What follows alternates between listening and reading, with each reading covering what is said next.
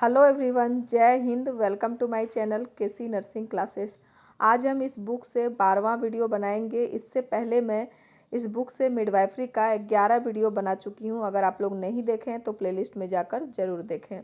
आज 12वां वीडियो होगा और यह बुक जो है यह कॉम्पिटिटिव हैंडबुक ऑफ नर्सिंग है।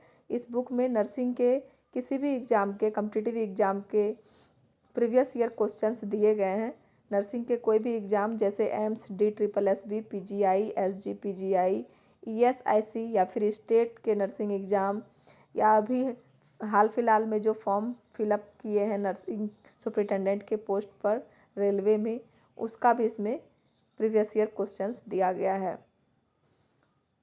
तो फिर यह कुल मिलाकर यह वीडियो जो बनाएंगे यह आपके लिए बहुत ही फ़ायदेमंद होगा। और अगर आप लोग किसी भी नर्सिंग का तैयारी कर रहे हैं, कोई भी कॉम्पिटिटिव एग्ज़ाम का, तो आप यह वीडियो देख सकते हैं। और इसमें 550 प्रश्न हम कवर कर चुके हैं, जिनमें कि 11 वीडियो है टोटल। और आज 12वां वीडियो होगा। 550 के बाद का प्रश्न देखेंगे। तो जिन भी बच्चों ने अभी तक चैनल को सब्सक्राइब नहीं किया है, चैनल को सब्सक्राइब कर लीजिए, ताकि जो भी हम वीडियोस बनाए उसका नोटिफिकेशन आपके पास समय पर पहुंच सके। और चैनल को लाइक कीजिए, शेयर कीजिए और कमेंट भी कीजिए कि वीडियो आपको कैसा लगता है देखने के बाद। तो चलिए स्टार्ट करेंगे हम 551 प्रश्न से।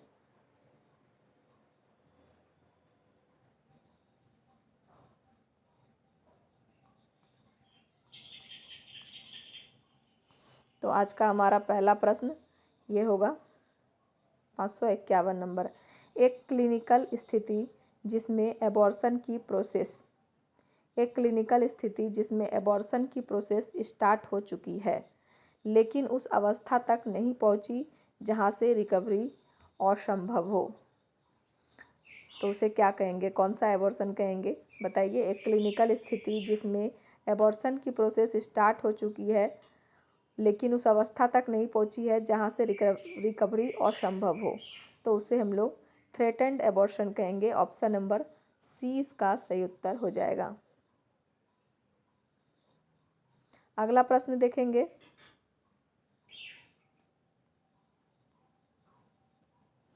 अगला प्रश्न है, एक 27 वर्ष की महिला बिना दर्द के वेजिनल स्पॉटिंग के साथ हॉस्पिटल में भर्ती होती है।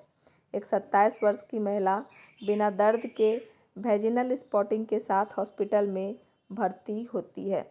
हिस्ट्री पिछले 3 महीने से एमेनोरिया और उसके प्रथम मिस्ड एबॉर्शन हिस्ट्री पिछले 3 महीने से एमेनोरिया और उसके प्रथम मिस्ड एबॉर्शन के बाद प्रेगनेंसी टेस्ट कंफर्म होना बताती है। वह इसे संभावित एबॉर्शन का मामला मानती है। मुख्य रूप से यह किस प्रकार का एबॉर्शन हो सकता है? एक 27 वर्ष की महिला है जो बिना दर्द के वेजिनल स्पॉटिंग के साथ हॉस्पिटल में भर्ती होती है और हिस्ट्री में पिछले 3 महीने से एमेनोरिया और उसके प्रथम मिस्ड पीरियड के बाद प्रेगनेंसी टेस्ट कंफर्म होना बताती है, तो वह इसे संभावित एबॉर्शन का मामला मानती है। तो यह किस प्रकार का एबॉर्शन होगा? तो यह थ्रेटेंड एबॉर्शन होगा। ऑप्शन नंबर सी इसका सही उत्तर हो जाएगा। अगला प्रश्न देखिए। बिना यूटेराइन कॉन्ट्रैक्शन या पेन व बिना सर्विक्स के डायलेशन के फर्स्ट ट्राइमेस्टर में ब्लीडिंग होना इंडिकेट करता है। कौन सा एबॉर्शन इंडिकेट करेगा? तो threatened abortion. Option number B इसका सही उत्तर हो जाएगा। बिना यूटेराइन कॉन्ट्रैक्शन या पेन व बिना सर्विक्स के डायलेशन के फर्स्ट ट्राइमेस्टर में ब्लीडिंग होना थ्रेटेंड एबॉर्शन का इंडिकेट करता है। ऑप्शन नंबर बी इसका सही उत्तर हो जाएगा।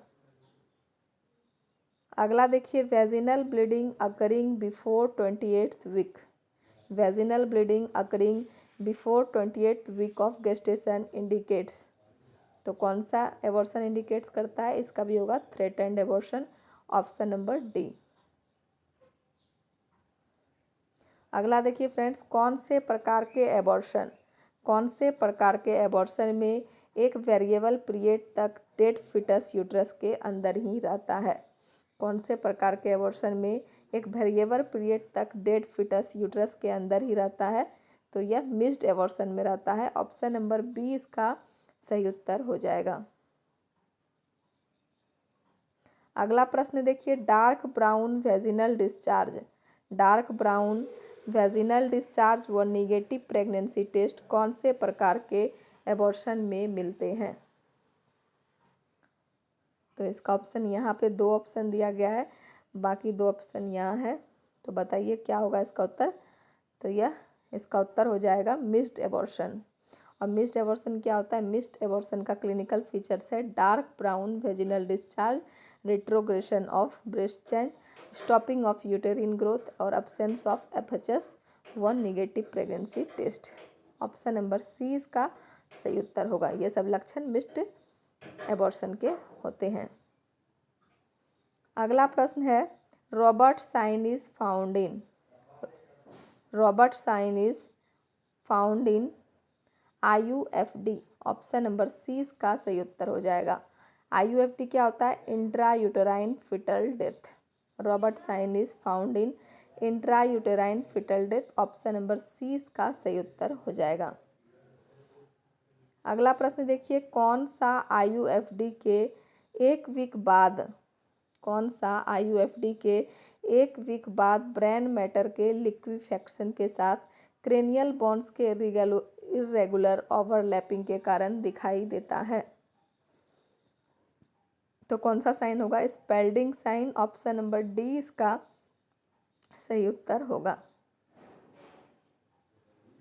स्पेल्डिंग साइन जो है यह IUFD का एक इंडिकेटर होता है जिसमें abdominal ultrasound foetal cranial bones की ओवरलैपिंग या ओवरराइडिंग को दिखाता है। अगला प्रश्न है, जब थोड़ी ब्लीडिंग हो, जब थोड़ी ब्लीडिंग हो और यूट्रस से कुछ भी एक्सपेल नहीं हुआ हो तो इसे किस प्रकार का एबॉर्शन मानेंगे? जब थोड़ी ब्लीडिंग हो और यूट्रस से कुछ भी एक्सपेल नहीं हुआ हो तो इसे किस प्रकार का एबॉर्शन मानेंगे? इसे सस्पेक्टेड एबॉर्शन मानेंगे। ऑप्शन नंबर सी इसका सही उत्तर हो जाएगा। अगला प्रश्न देखिए, 24 सप्ताह के गेस्टेशन से पहले, 24 सप्ताह के गेस्टेशन से पहले कंसेप्शन के प्रोडक्ट का इनवॉलेंट्री रूप से लॉस होना जाना जाता है। 24 सप्ताह के गेस्टेशन से पहले कंसेप्शन के प्रोडक्ट का इनवॉलेंट्री रूप से लॉस होना जाना जाता है स्पॉन्टेनियस एबॉर्शन के नाम से जाना जाता है।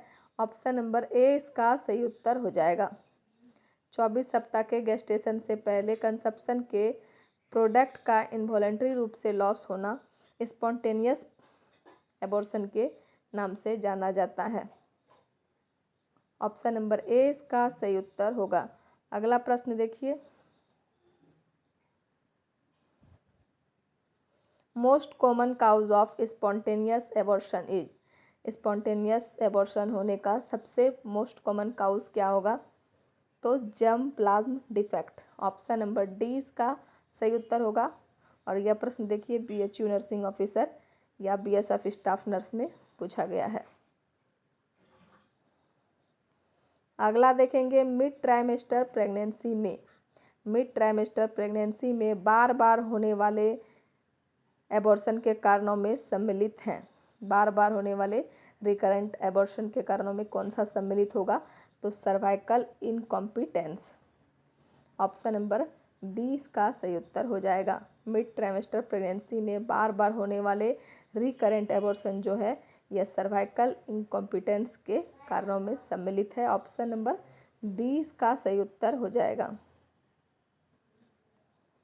अगला प्रश्न देखिए, सर्कलेज, सर्कलेज क्या होता है? Encircling cervix with suture, encircling cervix with suture को कौन सी कंडीशन या एबॉर्शन वाले पेशेंट में किया जाता है?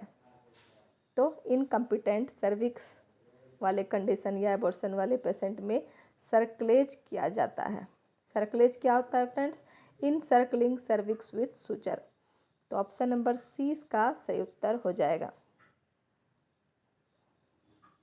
अगला प्रश्न देखिए, MC Donald, MC Donald suturing is done इन, कौन से एबॉर्शन में MC डोनाल्ड सूचरिंग करते हैं? तो रिकरेंट एबॉर्शन में MC डोनाल्ड सूचरिंग करते हैं। ऑप्शन नंबर सी इसका सही उत्तर हो जाएगा।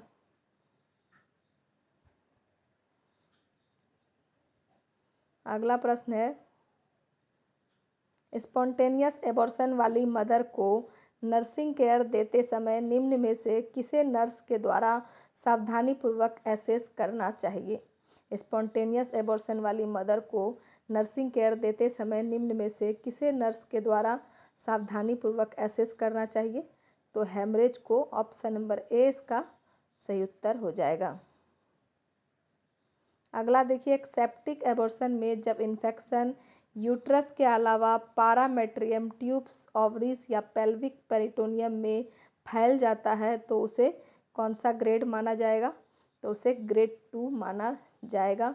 ऑप्शन नंबर बी इसका सही उत्तर हो जाएगा। एक सेप्टिक एबॉर्शन में जब इन्फेक्शन यूट्रस के अलावा पारामेट्रियम ट्यूब्स, ओवरीज या पेल्विक पेरिटोनियम में फैल जाता है तो उसे ग्रेड 2 माना जाता है। ऑप्शन नंबर बी इसका सही उत्तर हो जाएगा। अगला प्रश्न देखिए, all of the following are symptoms of incomplete abortion except. इसमें बोल रहा है कि 4 ऑप्शन है जिसमें कि सभी इनकम्प्लीट एबॉर्शन के सिम्टम है, सिर्फ एक को छोड़कर। तो किस एक को छोड़कर? तो यह तीसरा वाला ऑप्शन जो है, क्लोज सर्वाइकल ओस को छोड़कर बाकी यह history of bleeding per vaginum, uterine size less than period of amenorrhoea और history of passage of products of conception, ये तीनों इनकम्प्लीट एबॉर्शन का सिम्टम है, सिर्फ क्लोज सर्वाइकल ओस को छोड़कर। तो उत्तर हो जाएगा ऑप्शन नंबर सी।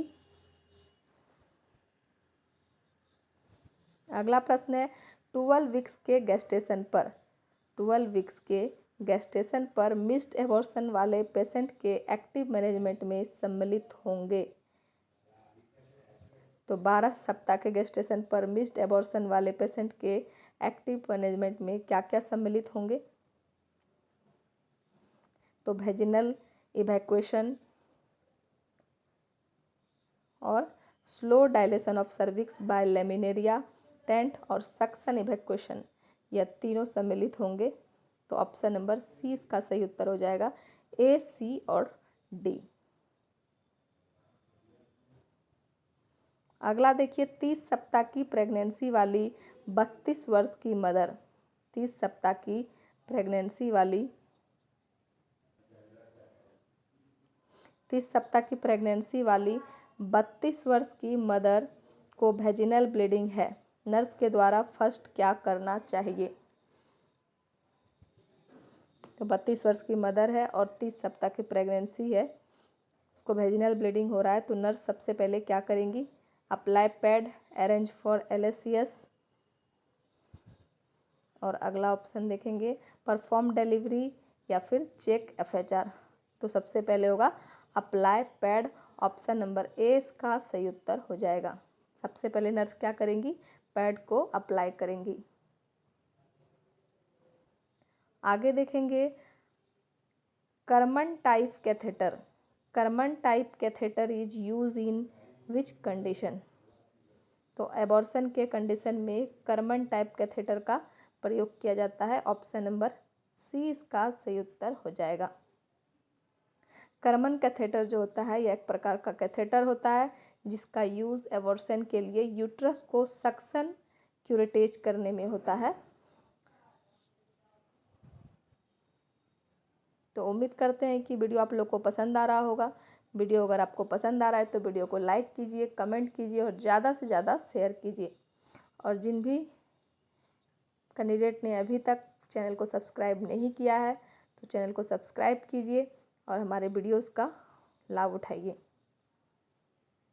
तो अब हम अभी देखेंगे आगे का एक्टोपिक प्रेगनेंसी। एक्टोपिक प्रेगनेंसी से रिलेटेड हमारा प्रश्न होगा।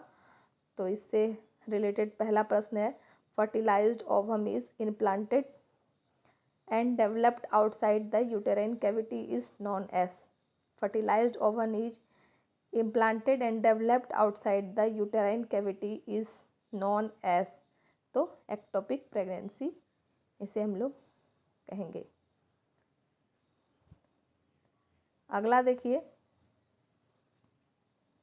Most common site of ectopic pregnancy is, ectopic pregnancy का सबसे मोस्ट कॉमन साइट क्या होगा? तो ampullary region in the fallopian tube. Option number A जो है इसका सही उत्तर हो जाएगा ampullary region in the fallopian tube. अगला प्रश्न देखिए, निम्न में से कौन सा सिम्टम ट्यूबल एक्टोपिक प्रेगनेंसी के क्लासिकल ट्रेट सिम्टम से रिलेटेड नहीं है? तो कौन सा सिम्टम है जो ट्यूबल एक्टोपिक प्रेगनेंसी के क्लासिकल ट्रेट सिम्टम से रिलेटेड नहीं है? तो कन्वल्सन, ऑप्शन नंबर सी।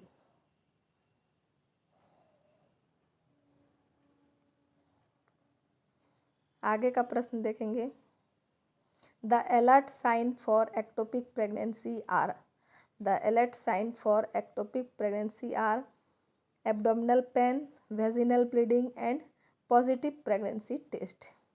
क्या क्या होगा? एब्डोमिनल पेन होगा, वेजिनल ब्लीडिंग होगा और प्रेगनेंसी टेस्ट जो होगा वो पॉजिटिव होगा। तो यह सब एक्टोपिक प्रेगनेंसी का अलर्ट साइन है। ऑप्शन नंबर सी इसका सही उत्तर हो जाएगा। अगला प्रश्न देखिए, निम्न में से एक के अलावा सभी एक्टोपिक प्रेगनेंसी के संभावित परिणाम होते हैं।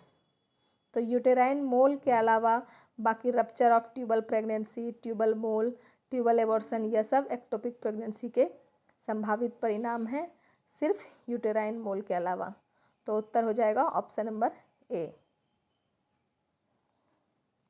अगला प्रश्न है, रप्चर्ड एक्टोपिक प्रेगनेंसी का एक संभावित सिम्टम हो सकता है। तो कौन सा संभावित सिम्टम होगा? Sudden excruciating pain in lower abdomen. Option number B जो है इसका संभावित सिम्टम हो सकता है। अगला देखिए, ट्यूबल एक्टोपिक प्रेगनेंसी के फटने को सर्जिकली किसके द्वारा ट्रीट किया जाता है? तो सल्पिंजेक्टोमी के द्वारा ट्रीट किया जाता है। ऑप्शन नंबर ए इसका सही उत्तर हो जाएगा। ट्यूबल एक्टोपिक प्रेगनेंसी के फटने को सर्जिकली सल्पिंजेक्टोमी के द्वारा ट्रीट किया जाता है। अगला प्रश्न देखिए, salpingectomy is the surgical removal of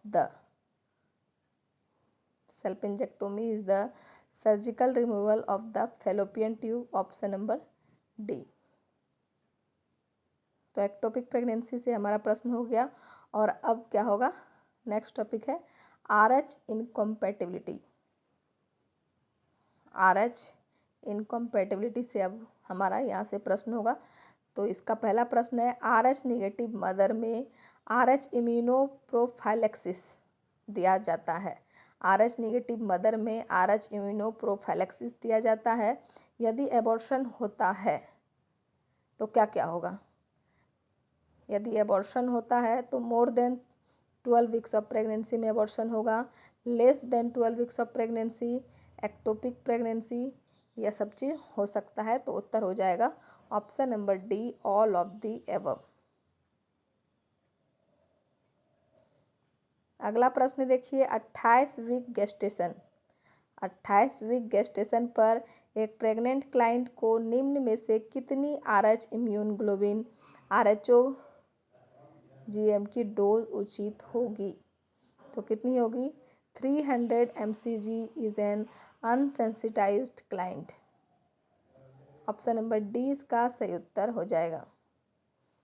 अगला प्रश्न देखिए, एक RH निगेटिव मदर जिसने अपनी प्रथम प्रेगनेंसी के 12 सप्ताह पर कंसेप्शन के संपूर्ण प्रोडक्ट्स को एक्सपेल कर दिया, तो निम्न में से कौन सा उचित होगा?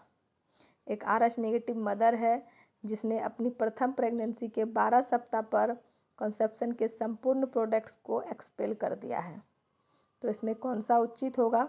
तो दो ऑप्शन यहाँ पे है, administer RHO GM within 72 hours. दूसरा है ensure HO GM is administered at the first follow up visit.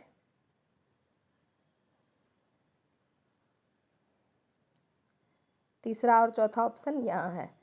तो इसका उत्तर क्या हो जाएगा? तीसरा चौथा अच्छे से देख लीजिए, उत्तर हो जाएगा पहला ऑप्शन। और पहला क्या है? Administered the RHOGM within 72 hours.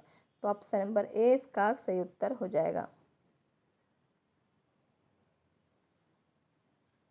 आगे का प्रश्न देखेंगे। RH negative mother should receive globulin.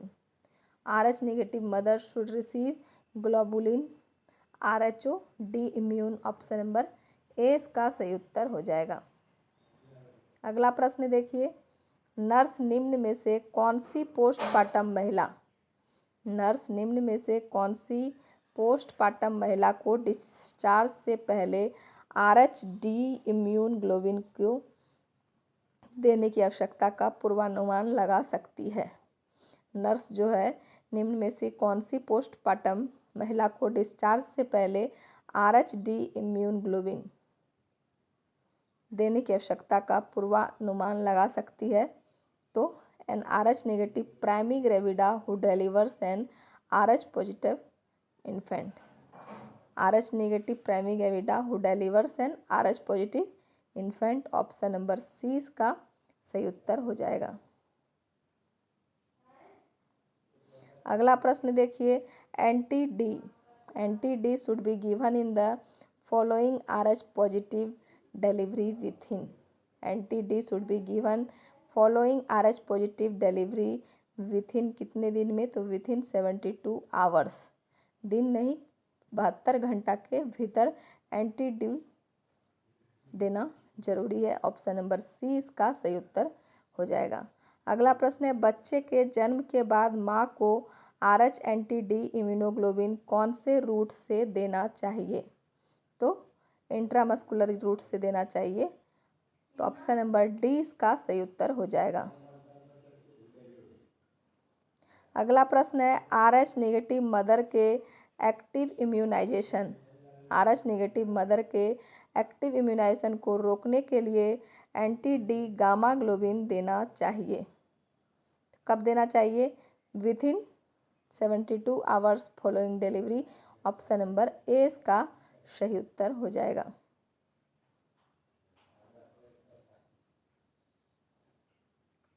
अगला है RH इनकॉम्पैटिबिलिटी। RH इनकॉम्पैटिबिलिटी हेतु रोग निरोधक प्रोफाइलैक्सिस उपाय निम्न के द्वारा करना चाहिए। तो ऑप्शन यहाँ पे है, तो किसके द्वारा करना चाहिए? Administration of anti D to mother. Option number D इसका सही उत्तर हो जाएगा।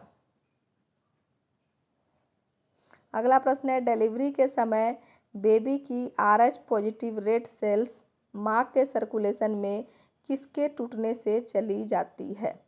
डिलीवरी के समय बेबी की RH पॉजिटिव रेड सेल्स माँ के सर्कुलेशन में किसके टूटने से चली जाती है?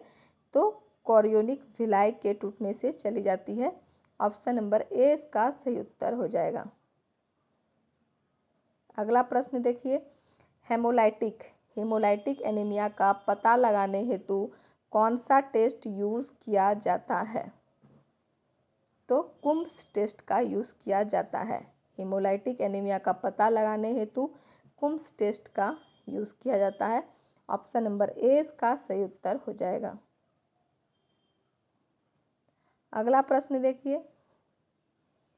यह डिटरमाइन करने के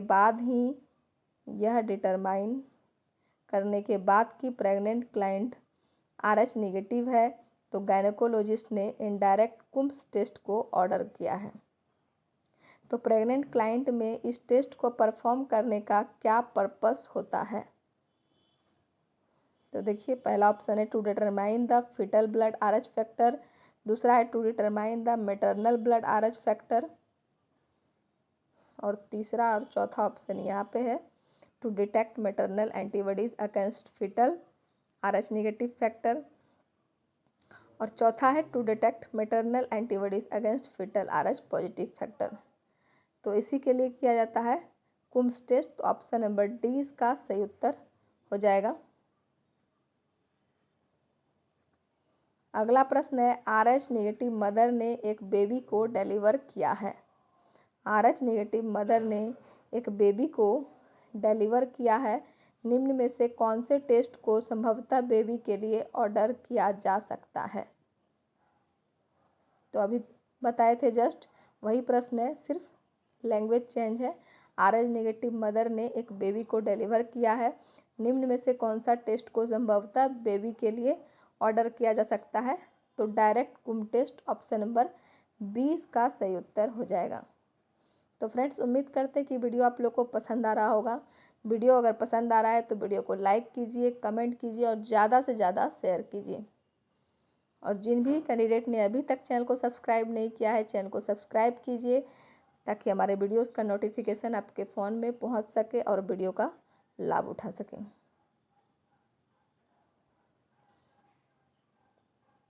अगला देखेंगे, Coombs test is performed to predict which complication in a foetus.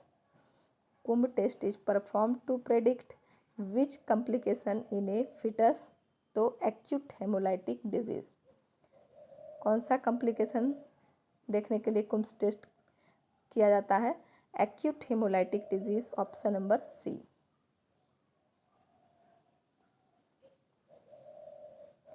अब अगला ओलिगोहाइड्रोएमनियोस और पॉलीहाइड्रोएमनियोस से संबंधित प्रश्न है। किससे किससे है? ओलिगोहाइड्रोएमनियोस और पॉलीहाइड्रोएमनियोस से। तो क्या है हमारा प्रश्न? एमनियोटिक सैक में एमनियोटिक फ्लूइड का 1500 ml से अधिक होने के परिणाम स्वरूप निम्न में से कौन सी कंडीशन होगी? 1500 ml से अधिक अगर हो जाता है एमनियोटिक फ्लूइड तो कौन सी कंडीशन होगी? पॉलीहाइड्रोएमनियास, ऑप्शन नंबर ए इसका सही उत्तर हो जाएगा। अगला देखिए, when the amount of amniotic fluid exceeds 2 liter the condition is called। 2 litre से ज़्यादा एक्सीड हो जाता है एमनियोटिक फ्लूइड का अमाउंट तो क्या कहेंगे इस कंडीशन को? Polyhydramnios, option number B. अगला प्रश्न है, condition characterised by large volume of amniotic fluid in the amniotic sac is called. तो इसका भी उत्तर है polyhydramnios. Condition characterised by large volume of amniotic fluid in the amniotic sac is called polyhydramnios. अगला प्रश्न है, polyhydramnios is seen in all of the following condition except. किस किस कंडीशन में पॉलीहाइड्रोएमनियास को देखा जाता है सिर्फ एक को छोड़कर? तो कॉन्जेनाइटल एबनॉर्मिटीज ऑफ फिटल किडनी को छोड़कर बाकी ड्यूडनल एट्रेसिया, ट्रैकोओसोफेजियल फिस्टुला और इंसिफेली। तो इन तीनों कंडीशन में पॉलीहाइड्रोएमनियास देखा जाता है सिर्फ कॉन्जेनाइटल एबनॉर्मिटीज ऑफ फिटल किडनी को छोड़कर। तो उत्तर हो जाएगा ऑप्शन नंबर डी। अगला प्रश्न देखेंगे, amniotic fluid index is measured by. Amniotic fluid index is measured by ultrasonography, option number D इसका सही उत्तर हो जाएगा। अगला प्रश्न है, oligohydramnios is a condition when amniotic fluid is less than 200 ml at term. 200 ml से कम अगर है आपका एमनियोटिक फ्लूइड तो क्या बोलेंगे? ओलिगोहाइड्रोएमनियास। तो ऑप्शन नंबर डी इसका सही उत्तर हो जाएगा। अगला प्रश्न है, an amniotic fluid index of less than 5 centimetre indicates. अगर एमनियोटिक फ्लूइड का इंडेक्स लेस देन 5 सेंटीमीटर होगा तो उसको क्या बोलेंगे? ओलिगोहाइड्रोएमनियास, ऑप्शन नंबर सी इसका सही उत्तर हो जाएगा। अगला प्रश्न है, oligohydramnios in pregnancy refers to. Oligohydramnios in pregnancy refers to reduced amniotic fluid level, option number C इसका सही उत्तर हो जाएगा। और यह हमारा आज का अंतिम प्रश्न है और इसके आगे का प्रश्न अगले वीडियो में देखेंगे। तो उम्मीद करते हैं कि वीडियो आप लोग को पसंद आया होगा। वीडियो अगर पसंद आ रहा है तो वीडियो को लाइक कीजिए, कमेंट कीजिए और ज़्यादा से ज़्यादा शेयर कीजिए। और जिन भी लोगों ने अभी तक चैनल को सब्सक्राइब नहीं किया है, चैनल को सब्सक्राइब भी कीजिए ताकि हमारे वीडियोस का नोटिफिकेशन आपके पास सही समय से पहुंच सके और हमारे वीडियोस का लाभ उठा सके। तो धन्यवाद, मिलते हैं अगले वीडियो में।